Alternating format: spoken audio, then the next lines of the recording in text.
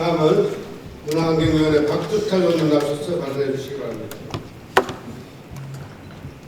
네, 안녕하십니까. 문화환경위원회 소속 박두탈 의원입니다.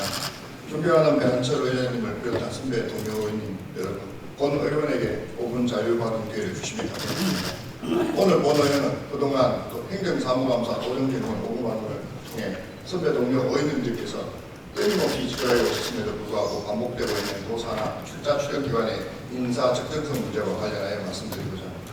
잘 아시다시피 출자 출연 기관은 공공성과 효율성을 감안해 경상북도에서 직접 추진하기 어려운 사업을 추진을 위해 설립한 것으로 도내 출자 출연 기관은 공격 2개를 포함하여 총 25개에 달합니다. 특히 이들 기관이 수행하는 업무는 도민 생활과 자치단체의 재정 상태에까지 막대한 영향을 미치고 있음에 따라 출자 출연 기관의 효율적 운영은 도적 발전에 매우 중요한 부분입니다. 이에 본 의원은 출자 출연 기관장에 대한 인사청문회의 실효성 제고, 공정한 채용, 전문성, 연임 규정 등 몇 가지 부분을 제안하고자 합니다. 먼저 인사청문회 실효성에 대한 부분입니다.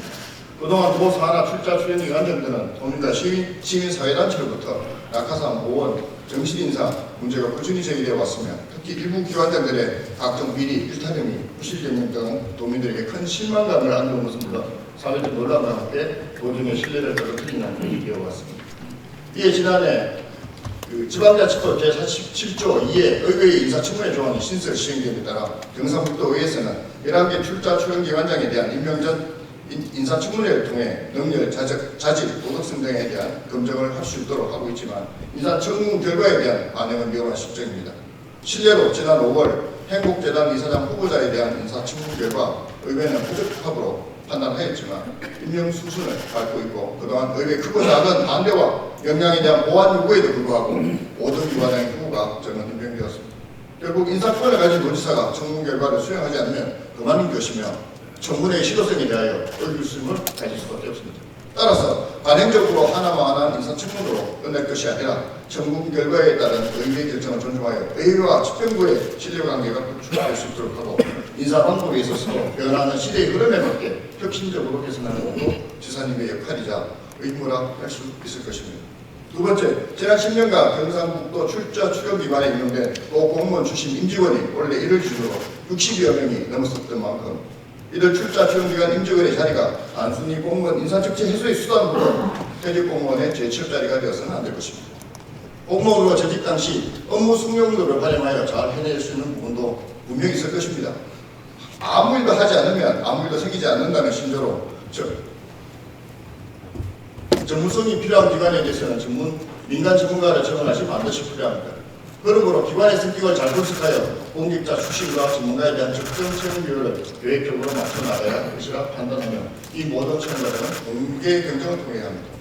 또한 이 모든 공모 절차 역시 후보 한두 명을 덜덜이 세워 목표한 사람을 자리에 앉히기 위해 형식적으로 채용 공고하는 것이 아니라 공정한 경쟁에 의한 것이어야 할 것입니다.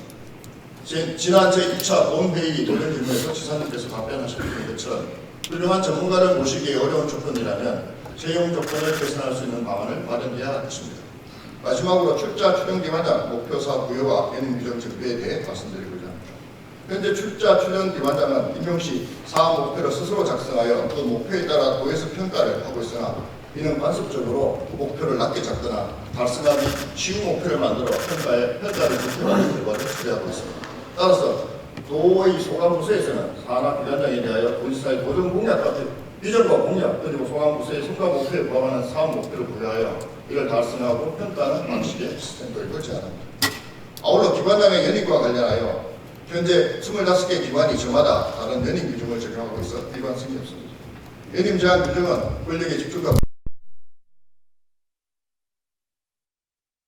에서는 연임 규정의 일관된 규정을 마련할 것을 촉구하는 겁니다.